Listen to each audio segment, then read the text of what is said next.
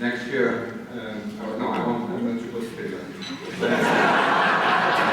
And Yuko Fujigaki, please thank them for their meeting.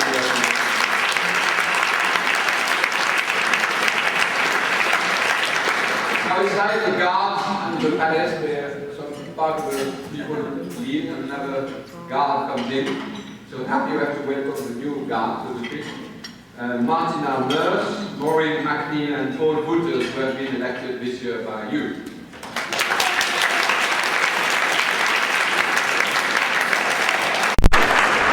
So as you know, we have several prizes. The society prides itself in this prize. I mean, it's not an enormous amount of money, but it's a lot of prestige, lots of work to give them. And it's always very important for those who have received them and for those who give the prize. And the first prize is the Nicolas Mully Award, and it will be presented by Alan Brown. That's Alan Brown.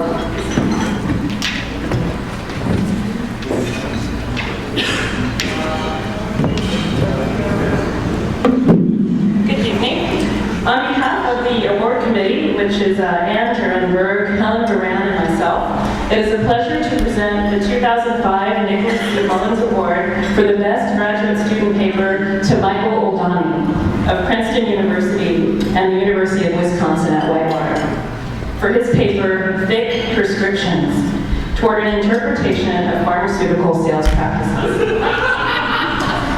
And the paper, I should let you know, has subsequently been published in Medical Anthropology Quarterly. Like the influential work by Clifford Geertz, from which the essay borrows its title, with rich detail, Thick Prescriptions excavates what the author terms the gift cycle of pharmaceutical sales and marketing that take place between physicians, salespeople, and patients. Drawing on fieldwork and autoethnography, the author shows how the salesperson or drug rep remains crucial to this exchange triangle, even in the direct-to-consumer era, for they alone can provide the free drug samples that consumers demand from physicians per advertising prompts. In turn, the physician incurs a social debt to the salesperson, and in many instances feels obligated to listen to a sales pitch, and so it goes, the gift cycle. Oldani argues that this gift cycle is not new to the business of pharma, but describes a pharmaceutical involution, again borrowing from Geertz, that began in the mid-1990s with the addition of information technology to the practices of gift and knowledge exchange and social interaction. Information technology, he argues, compresses the social time of gift exchange. In the tradition of the best social science scholarship, this originally conceived and elegantly composed micro-level case study elucidates the larger networks that comprise the contemporary pharmaceutical industry. Join me in congratulating Michael Oldani.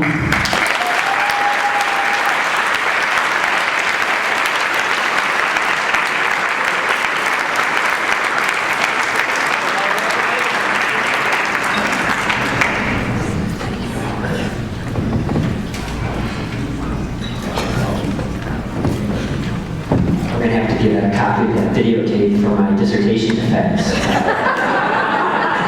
That was quite an introduction. Thank you very much. I was told I had a few minutes, so I just would like to thank Alondra, of course, and the awards committee. It's a real honor to receive the award. And, excuse me, a little nervous. But I'd also like to thank some people that really helped me make the transition. I was in the corporate world in the 90s, as you may have guessed. In the pharmaceutical industry, and there were some people who welcomed me to academia when they were at Princeton. That was Emily Martin, Jim Boone, Joel Beal, Rena Letterman, Larry Rosen, and they were very instrumental in helping me translate that experience of being a drug rep into sort of an anthropological framework. So I'm forever grateful to them. And the last thing I'd like to say is I'm really inspired by the conference to keep pursuing these questions of the pharmaceutical. And I really realize after being here the importance of an interdisciplinary way of going at these questions. So thank you very much.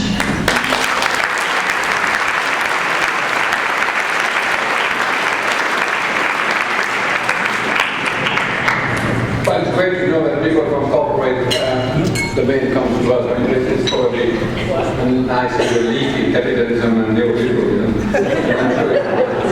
You have understood that the great thing about the society is that you get a cake when you get in the world. I mean, and the taste of the cake, of course, will fit. It's a great artistic object that you can hang it on your wall. So the second prize about society is the ratio of the council and prize, and it will be presented by Gary Downey. Gary?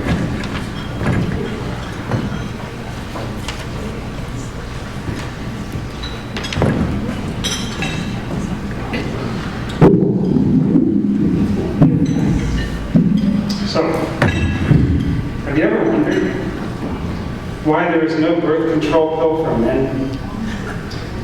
As a father of 4 children, I certainly have.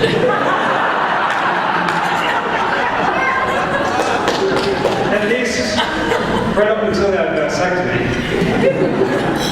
However, as Nellie Elmsworth forces one to ask while reading The Male Pill, a biography of the technology in the making, is this sort of wonder in any sense innocent? Was I, for example, enacting an emergent masculine identity of the responsible, caring man, as I sometimes hope is the case, who was generously acknowledging that his partner Marta had had difficulties with oral contraceptives in the past and had long ago abandoned them? Or was I enacting a hegemonic masculinity, as I am all too often forced to admit, grudgingly? In the sense that now having tangible proof of my virility, I was now fantasizing about having greater control over my participation in reproduction. This time so I could guarantee sexual pleasure without the risk of more college tuition to pay. Indeed, as Nellie shows us, the operations of hegemonic masculinity here are cut 2 ways. For the fitful development of the male pill that restrains sperm production also makes all too visible the hegemonic male predisposition to make sexual fulfillment dependent upon, as they say, shooting bullets. Military metaphor wholly intended. After all, I said I wondered about a male pill. I didn't say I would actually use it. And indeed, remembering the fact that after I got the green light for that vasectomy, it actually took me another 6 months to undergo the procedure. And that, thinking about that makes me cringe. Damn you, Nellie. You see, one of the reasons that the male pill deserves the Rachel Carson Prize from the Society for Social Studies of Science is because it makes a cultural move that enables and forces readers to address questions such as these in their own lives. The distinguishing feature of the Rachel Carson Prize is social and political relevance. And one sense in which this book is supremely relevant lies in how it transforms vague expressions of wonder, desire, and indeed fear into informed analysis of how the prospect for an emerging reproductive technology, as well as constituent features of that emergence, reinscribes identities, producing both changes and continuities and forcing their attention to that relation, forcing attention to the relation. But the male pill also deserves the Carson Prize because it successfully integrates the cultural move into a full-blown historical and ethnographic account of network building and technological development, directly, thoroughly, and decisively formulating and answering the question, why is there no male pill? You see, the pharmaceutical industry took itself out of the game early on, with the evidence indicating concern with the fact that it's much more difficult to inhibit sperm production 24/7 than egg production once a month, and where zero emission seems to be as unattainable in ejaculation as it is in the burning of fossil fuels. And with the prospect, also with the prospect of liability suits in failed cases, due to a kind of cultural desire for a Delaney clause limiting pregnancy risk to 0. But also with the idea that men wouldn't use it anyway because of that shooting bullets thing. Now that's my term, by the way. As a good ethnographer, Nellie successfully resists a myriad of opportunities to resort to cheap humor knowing that any such attempt would turn out to be at the expense of someone whose experiences she's faithfully recounting epigraphically. Nellie understands the problem of audience. So, this author was faced with the challenge of accounting for a technology in the making, not by looking backward from its achieved stabilization, but by investigating and accounting for a technological absence. The question, why does the technology not exist, is a novel one for STS research. To answer this question, Nellie Outsworn painstakingly introduces all the players and documents the networks, science, and gender and other cultural work involved in efforts to achieve an oral contraceptive for men. And what you too will be able to explain if you want to be configured as a better user of the book, and join Nellie, Adele Clark, Lee Starr, Viva Biker, and myself tomorrow at 1:30 at the Author Meets Critics session in Pasadena 2, is how public sector organizations, especially the World Health Organization, were the main actors to take up the challenge. How their strategy was involved trying to build a protected space for this work. And how getting men to go to the doctor for others in the treatment of diseases is requiring some creative gender work. Privileging, once again, a heterosexual white male in a stable relationship. How emergent reproductive clinics for men offer more health services than are offered by clinics for women. How journalism has served interestingly as a voice of resistance. And what it was that got the pharmaceutical industry turned around and on board for an oral contraceptive for men. In sum, the male pill, so it is now emerging. The male pill deserves the Carson Prize because it successfully does configure its users, so that after seriously engaging in this work, which effectively lies both inside and outside of STS at the same time, they are able to cogently formulate and answer questions, such as why do I fantasize about or fear a male pill? And why exactly is it not here?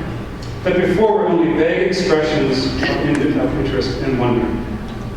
So, on behalf of the Society for Social Studies of Science and the Carson Committee, that also included Yuko Fujikaki and Brenda Valshpies, I am both pleased and honored to award the Rachel Carson Prize for a book-length work of social or political relevance in the area of science and technology studies to Nellie Outsworn, the male.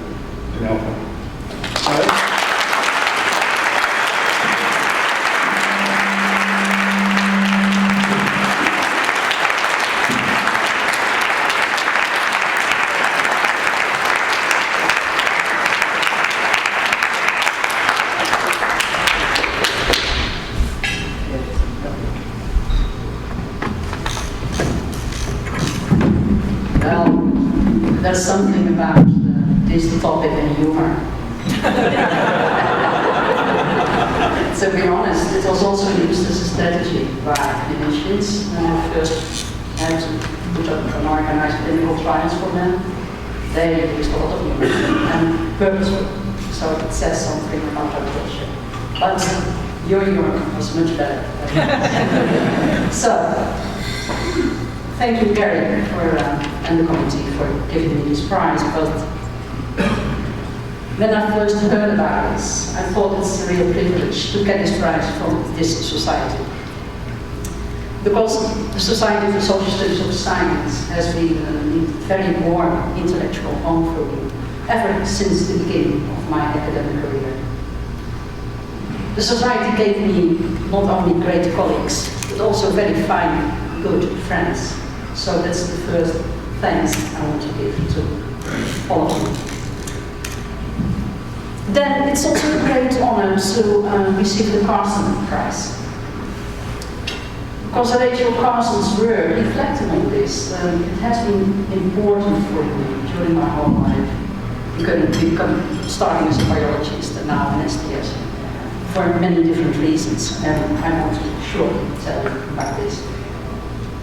First, it was in the mid-1970s, and yes, we become a little bit older, so it was already in the mid-1970s, that I was a biology student, and we used Carson's book, The Science Ring, as a very good tool, very useful tool, to argue that the University of Amsterdam should establish a special department of biology and society to teach students about social responsibility of biologists. And I was then a member of this group, and I had not realized what the consequences for my own life would be. Because our activism was quite successful, so we ended up with the department.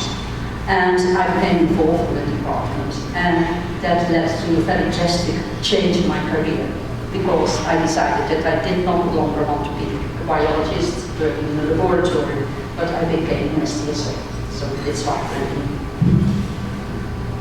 Then secondly, I'm also very happy to receive the Carson Prize, because it's a prize, like Gary said as well, it's introduced to celebrate and acknowledge also the social relevancy of our work. So I'm very happy that the Carson Prize on this.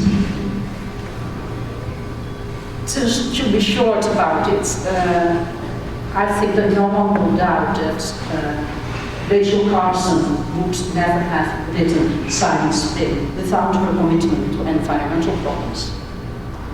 Now, reflecting on my own work, I could never have written The Male Pill without commitment to and inspiration by the women's health movement. After all, it were women's health activists who first asked the question, what about the male pill? In my research, I learned that this kind of activism has been one of the major sources of innovation in this field, in addition to activism of governance in 1,000 countries, notably India and China. So I'm very happy that I was in that moment of time that I could take up this question that I initially thought it was nice for a student paper. But then I discovered it was so rich that I would write a whole book about it. So I feel very privileged to be in that moment of time, to be able to write this book. Finally, 3 weeks ago I was visiting Norway in Trondheim for my last visit as guest professor. And for those of you who know Norway, Norway is so beautiful because it has these fjords. And I visited the Sonja fjords, and there was a small village there, a village, Fjärran was the name, that was made into a shop, village. And I was just going in one of these shops because it was raining there. And then, quite by coincidence, I discovered another book by Rachel Carson. I didn't know it exists. She wrote it in 1951, and the title is The Sea Around Us. And I thought that this title, not the title, can be read as a second version, so you can still see the relevancy of Carson's work. But the book also reminded me that I had to prepare the speech, so I thought this was a good way to think and reflect on the work. So the circle is round. Thank you.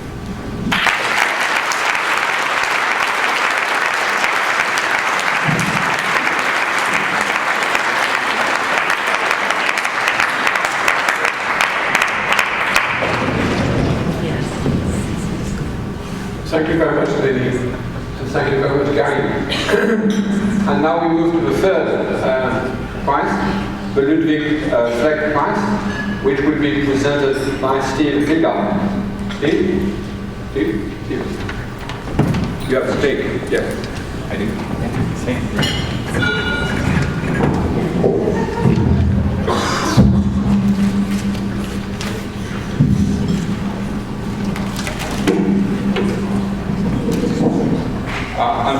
This year's Ludwig Fleck Prize will be awarded to Peter Keating and Alberto Cambrosio for their book Biomedical Platform, which was published in 2003 by the MIT Press in its Inside Technology series. And I want to outline some of the reasons very briefly that the Fleck Committee decided that this was the book that should receive the award and why we wanted to recognize the book. The Fleck Committee this year consisted of Ulrike Feld, James Somerton, and myself. And I can only, in the most brief way say what some of the virtues of this book are, because it's an extremely complex and detailed and subtle book. It's 544 pages long, and if I were to go on at length about it, well, everyone would fall asleep. Suffice it to say that this book operates on a number of different levels. Okay, on the one hand, it has an extremely detailed gaze that looks at the development of an important diagnostic technology that's been really important in oncology and age research and a variety of things, and this is immunophenotyping. And at the same time, it maintains a kind of broad structural gaze that looks at the emergence of the constellation, how the kinds of practices that we now conventionally think of as biomedicine emerge and take shape, and in the post-war period, what those practices look like. So that it has a combination of these two levels, and you can imagine that it might be difficult to bridge the chasm between this intense level of detail and also the ability to talk about formation of new constellations of practices in this longer period. The way that they do that is by introducing a novel concept, the biomedical platform. And basically, this is a concept that is kind of begins as an actor's category in a way, in that. The idea of a platform is something that the people they were studying was using, but then they expanded and used it as an analytic tool. And the platform metaphor is, well, probably the easiest way to grasp it is to think of the computer platform as the metaphor, and that's a familiar one. And the computer platform becomes kind of a base of software or hardware on which a lot of other kinds of action can take place. And Cambrosio and Keating define a biomedical platform as, and I'll quote just a bit, a set of material and discursive arrangements that act as a bench, and you can think of the connotations of the laboratory bench, upon which conventions concerning the biological or normal, on the one hand, are connected with conventions concerning the medical or pathological, on the other hand. And the metaphor aims to capture the dynamics of building and maintaining and regulating these connections.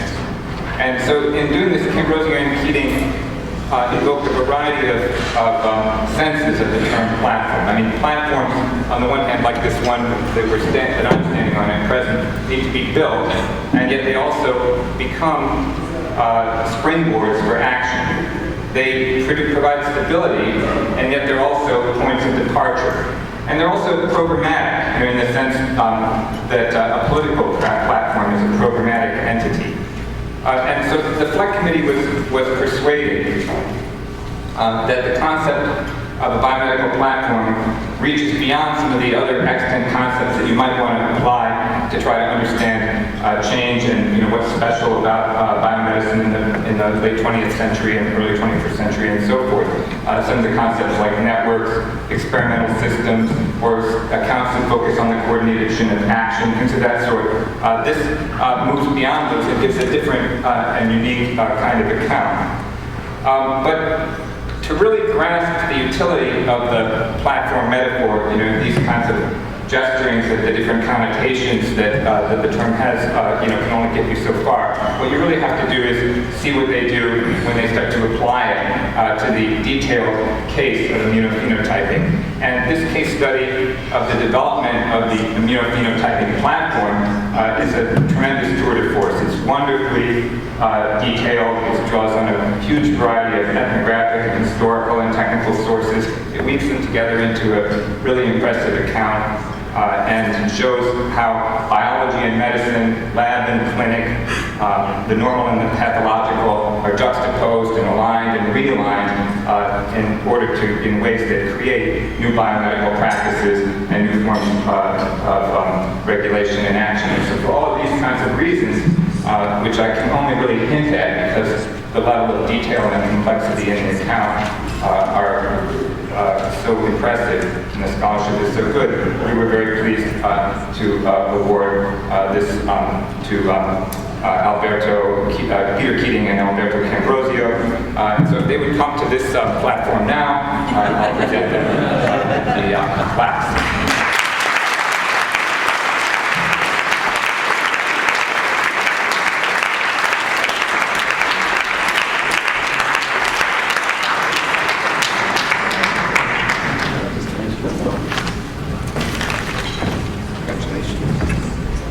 Oh, I should say, this is the first time any of the 4F book prizes have ever been awarded to a co-authored entity, and so we're handing out some plaques. There's a collective author here. This is yours. Now they're being individuated. Here you go. Thank you very much. Congratulations.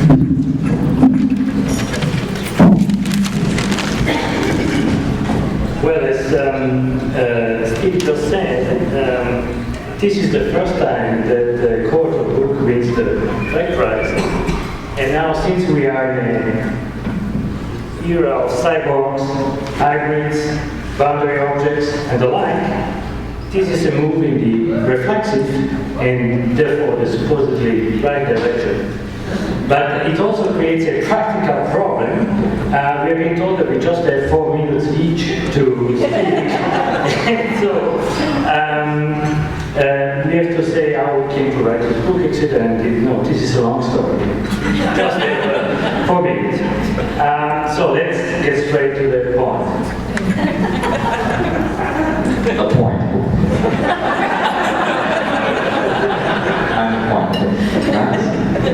We were being trained in the strict Bachelard-Cambien Foucault tradition of historical epistemology, not in its rather bizarre American versions, but in the European tradition. Few here will remember such notions as epistemological break or epistemol critique, which roughly translates as growth agenda.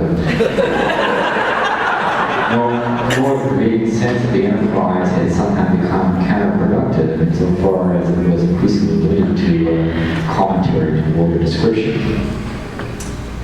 Yeah, well, and then Latour book, Laboratory Life, was published. And we were graduate students, and we read it as a revelation that sociology of science was not limited to science policy or social reductionist explanations in terms of interest and the like. And then, immediately after the publication of Laboratory Life, Bruno came to Montreal and was kind enough to have a long walk with us on the Mont Royal Park. He most certainly has no recollection whatsoever of that walk, but the discussion we had with him at that occasion changed our intellectual life. We soon began investigating monoclonal antibodies, and this ended up in our first joint book. And this book then led to the second one on platforms. So, well, thanks, Bruno. Many years later, I voiced some kind of whiskey raiders. It's such a contrast here.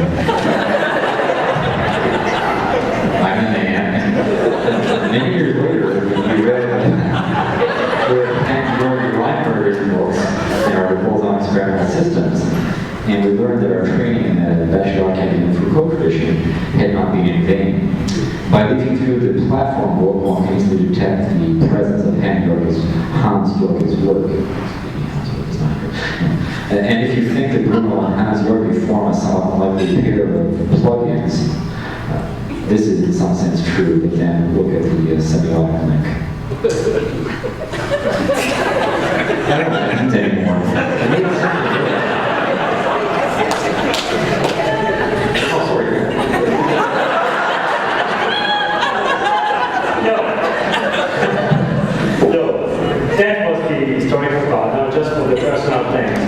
I just wanted to thank my colleagues at McGill and Department of Social Studies and Medicine, which is a STS dream come true. And also, I would like, since I travel very often to Europe, I would like to travel what I consider, to thank what I consider basically my second home department, which is the Centre de Sociologie de l'Innovation at École de Mines.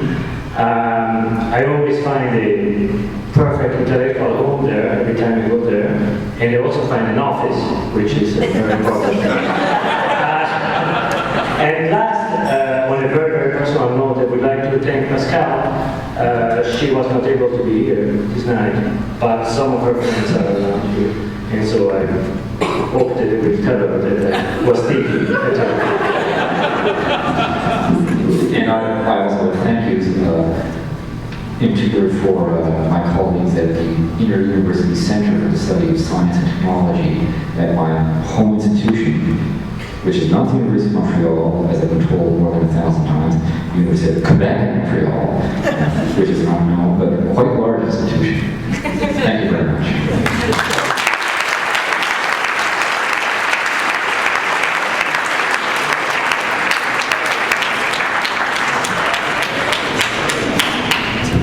Thank you very much. Well, probably you understand that we have the beginning of a great comical couple starting in your career. And the last prize is the Bernard prize. The name, as you understand, the name of all the prizes comes back into time. We started with Mullins, and then Carlson, and then Fleck, and then it's Bernard. And it will be presented by people, by people.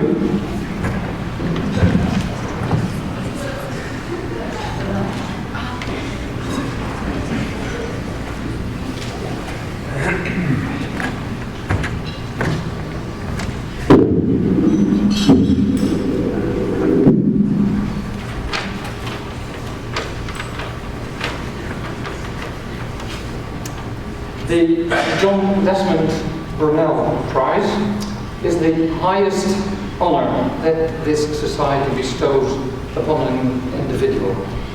The prize is awarded for distinguished contribution to the field, and it is awarded jointly by the Society for Social Studies of Science and the Institute for Scientific Information.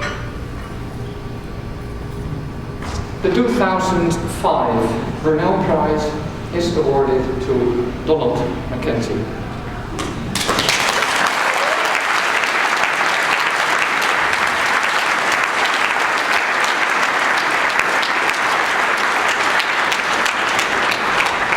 Thank you. You understand the pause. To be honest, the members of the jury, Bruno Latour, Helga Novotny, Mike Lynch, and myself, were surprised to discover that Donald hadn't yet received the prize. Donald Mackenzie continuously produces groundbreaking and excellent work on a variety of expanding topics, from the history of statistics via the sociological history of missile accuracy to the sociology of financial markets.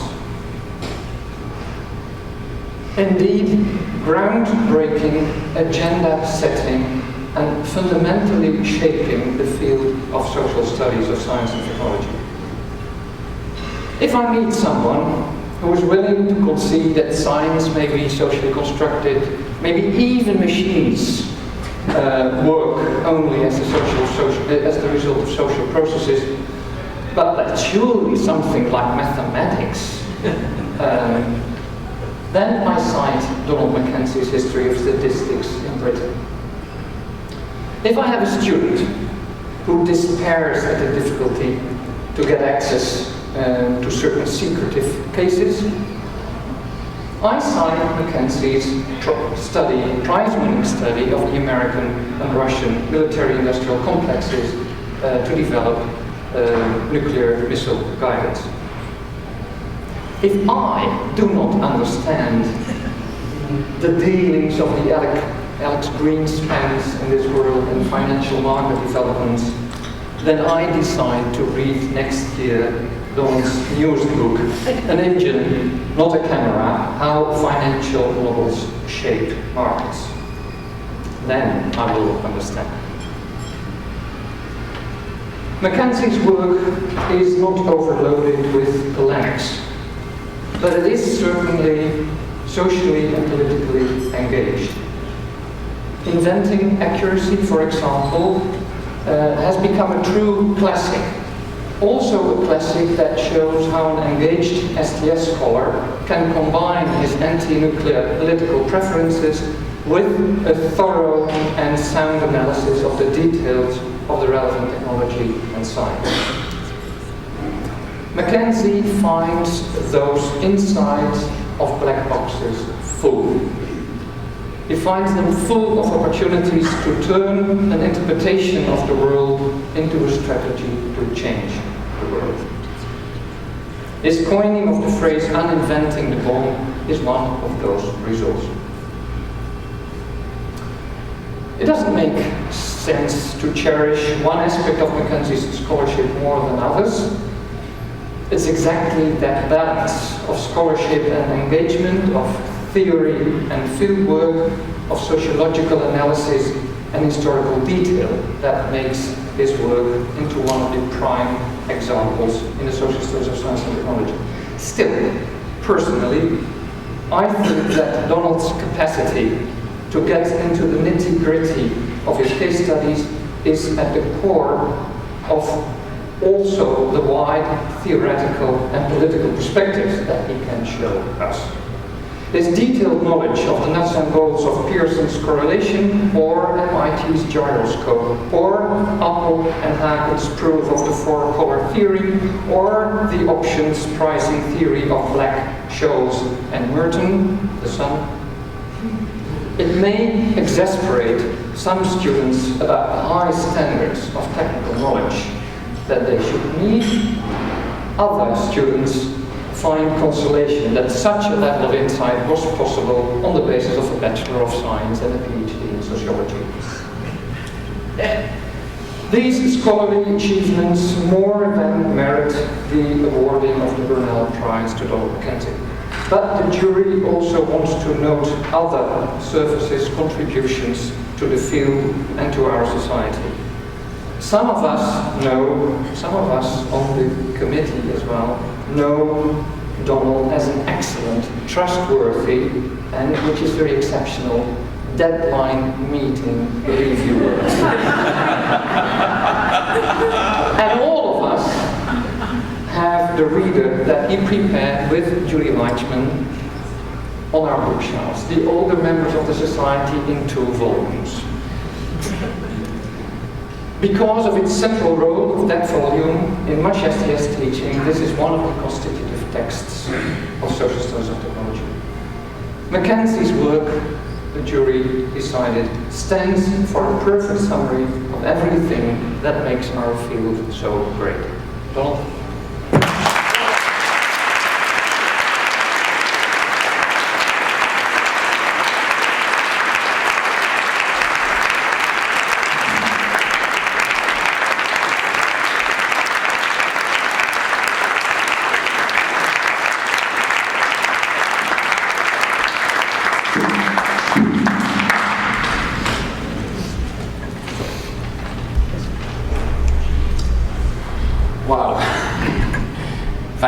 Thank you ever so much. This is absolutely huge honour, and I'm kind of enormously moved to get the Burnell Prize. And thank you, Phoebe, for that wonderful little speech. In fact, I wanted you to carry on. You know, I'd be happy just to sit there and listen to more of that. Because I like hearing about my virtues. But I think honesty kind of forces me to say that there's a lot of plain, dumb luck involved in ending up getting yourself onto a platform such as this. And in particular, I think luck in finding myself with the right people at the right time. Because after all, Bruno Latour and Michel Callon and many others have taught us that you don't have to attribute agency to individual human beings alone, which is what our culture tends to do, but also you can attribute agency to hybrid socio-technical collectives. And you know, the technical tools that we tend to need for our sort of work are pretty simple, but still by far from universally diffused. You know, we need good computer networks, good libraries, and if you do the kind of work that I do, which involves going to talk to people and going to see things, then you need access to air tickets and to hotel rooms and the like. And, you know, those things don't come cheap, and it's a terrific privilege to be able to have them, and that's one form of luck. But I think the more fundamental form of luck that I've had has been in terms of people, getting to know the right people at the right time in the right places, and it has been luck. I mean, there's been no kind of planning involved in that. The luck kind of started in the 1970s in the Science Studies unit at the University of Edinburgh. I was very moved by what Lee said last night about, you know, how demoralizing and individualizing and isolating the experience of doing a PhD thesis can be.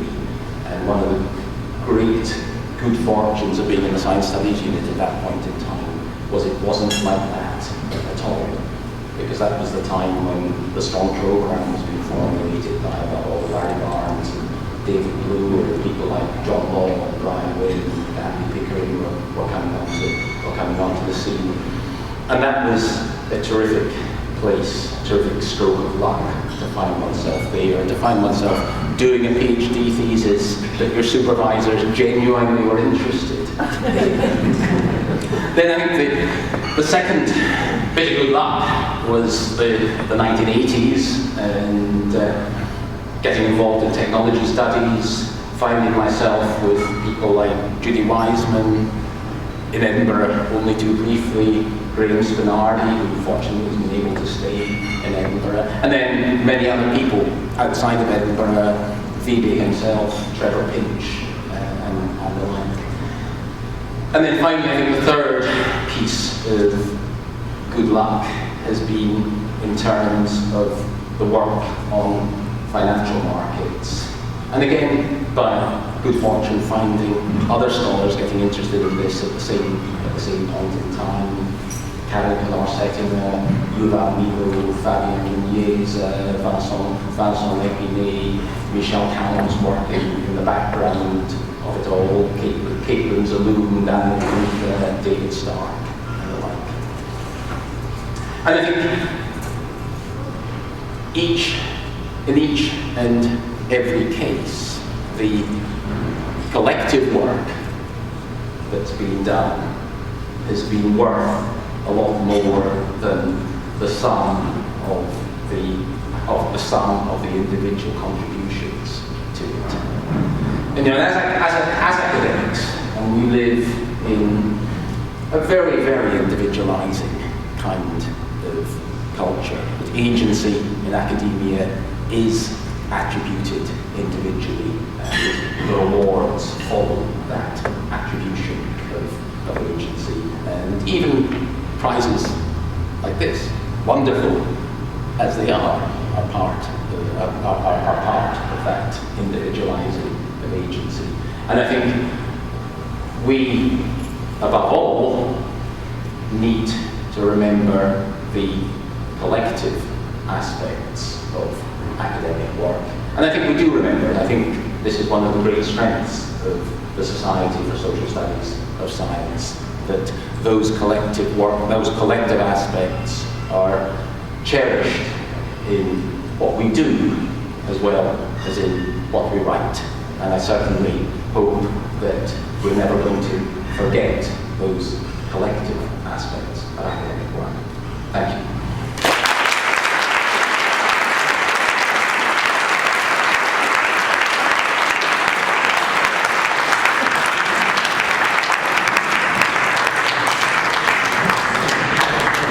Well, I think I would disagree with Don. I think with very characteristic modesty trying to distribute the agency. When I read Don's work, I always think that if the Lord was threatening this world to destruction and I had to pray to him to save him, I would say that there is one Mackenzie and you should not destroy him. Well, as you all understood, I was an interim president between Wiebe Buyke and the next president, which I'm now very pleased to introduce. I presided over a decrease of a about a fourth of the leadership, membership of this society. But you need the interim president because they cannot all be like Liber and they cannot be all like Lee. So now Lista is the president starting now, and I welcome her on this platform, which has now taken the virtual meeting.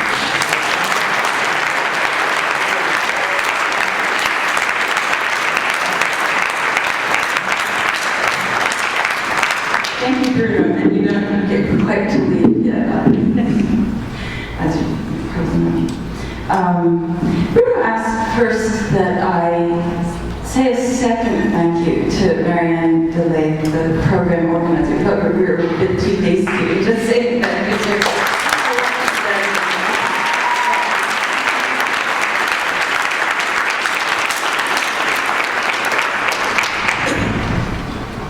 And I think it's also time to say thank you to Bruno. Who's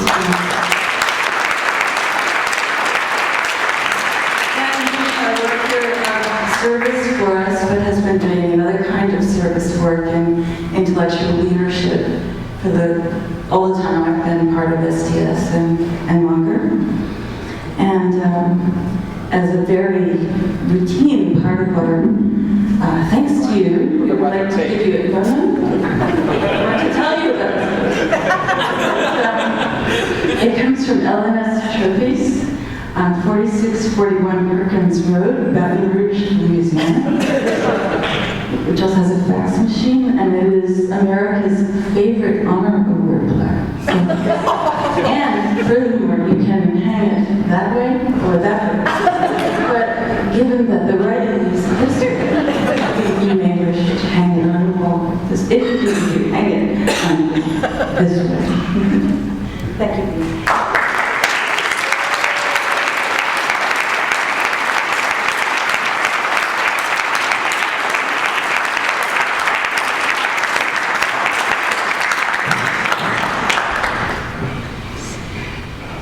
That happened during the last year, which I think was fairly extraordinary, is that Lucy Suchman and I were both nominated to be president of the society, and we were a little bit horrified because we saw ourselves not, in some ways, as not distinct, not distinct, that we didn't necessarily represent different communities that we've been involved together for many years in informatics and feminism and communities that overlap in other ways. And we tried to come up with a plan to be co-presidents. It didn't work. But I think next time it might. And I think it would have been probably a pain in the ass, but also we would have learned something about ourselves and about the society. So thank you, Lucy. I would have been happy to try.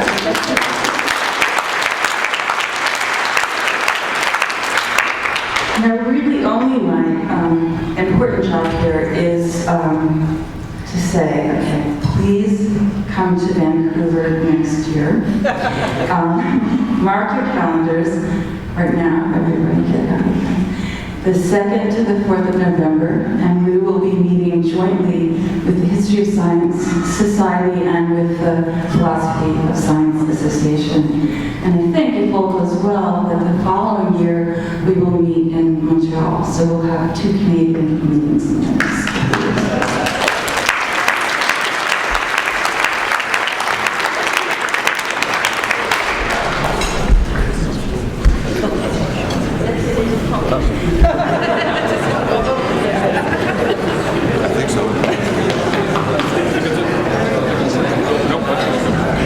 So good night.